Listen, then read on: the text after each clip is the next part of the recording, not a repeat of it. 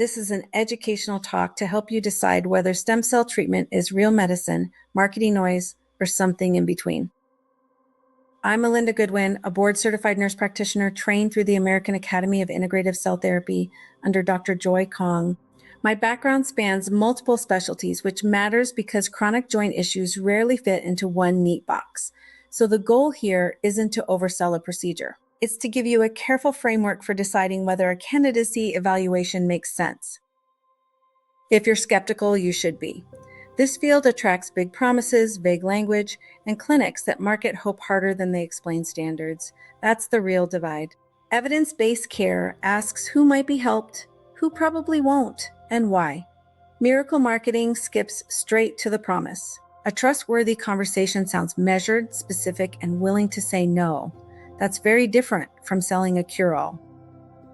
When people hear stem cell treatment, they often imagine one thing.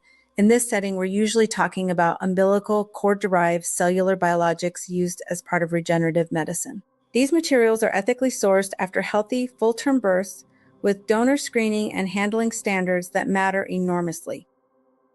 Let's be very clear about what this is not. They are not embryonic stem cells, and they are not a magic standalone answer. They are one possible component of an individualized care plan. It's not a guarantee, it's not a cure, and it's not right for everyone. These products are not FDA-approved treatments for any specific disease or condition. And because individual biology, history, and severity differ, results vary from person to person. Take someone like Terry. The right conversation wasn't "you need this." It was "let's look closely at your pain pattern, function, history, and what success would realistically mean for you." That kind of discussion may lead to a personalized plan, not a canned protocol. And even with a good fit, the honest message that is consistent is that individual results may vary. Now let's get to the question many people ask quietly. Am I already too far gone for this to be worth exploring? Sometimes the answer is yes, sometimes it's no, and sometimes the answer depends on details most people can't judge on their own. That's why assumptions are a poor substitute for an actual clinical evaluation. The right next step isn't guessing. It's getting a reasoned yes or no from someone qualified to assess your case. A real candidacy evaluation looks at current imaging and your treatment history, not just where it hurts today. It also looks at your functional baseline and any medical conditions that could change the picture. Then it weighs your goals. Are you hoping to garden again, sleep through the night, or delay surgery for a meaningful period of time? Most importantly, an honest answer should come with reasoning. Not just yes or no, but why. Now think of someone like Joe, who assumed he'd waited too long and was probably beyond help. But after a full review of imaging, history, function, and goals, he may still turn out to be a reasonable candidate to consider. That's the point. Fit isn't determined by guesswork. It's determined by qualified evaluation. Let's talk about cost, because vague answers don't help anyone. In this category, pricing often ranges from roughly $5,000 to $15,000, depending on the case and protocol. Insurance usually does not cover regenerative medicine treatments like this, so people are often making a direct out-of-pocket decision. If an offer sounds unusually cheap, that can be a red flag. It may reflect weak evaluation, minimal follow-up, or a one-shot approach that ignores the bigger picture. Low price by itself is not the value question. What matters is what clinical thinking and support sit behind it. A fair financial decision compares more than a single invoice.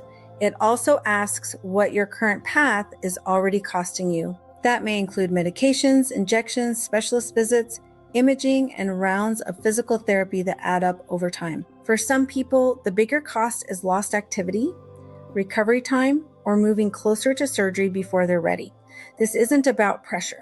It's about making an informed comparison with eyes open. From here, there are really three honest paths. This may not be the right time for you. You may be a good fit and worth evaluating now, or you may be a possible fit later when timing or circumstances change. What you should not do is make a buying decision from a video alone. Here's the grounded summary. Cellular biologics may play a role in care, but they are not a guaranteed cure and not FDA approved for specific diseases or conditions. Candidacy is never something you assume. It has to be evaluated clinically, with reasoning tied to your case. And the cost picture only makes sense when you compare treatment price with the cost of staying on your current path. That's the lens to use if you want clarity instead of hype. If you'd like a real answer for your situation, the next step is a free 45-minute candidacy evaluation, either virtual or in person. That visit reviews your imaging, history, function, and goals, so the recommendation is based on something concrete. You'll leave with a written plan to keep, and if you're not a candidate, you should be told why without pressure. Remember, that's what an ethical evaluation should feel like. If it would help, download the candidacy question sheet or book a free evaluation if that feels appropriate for you.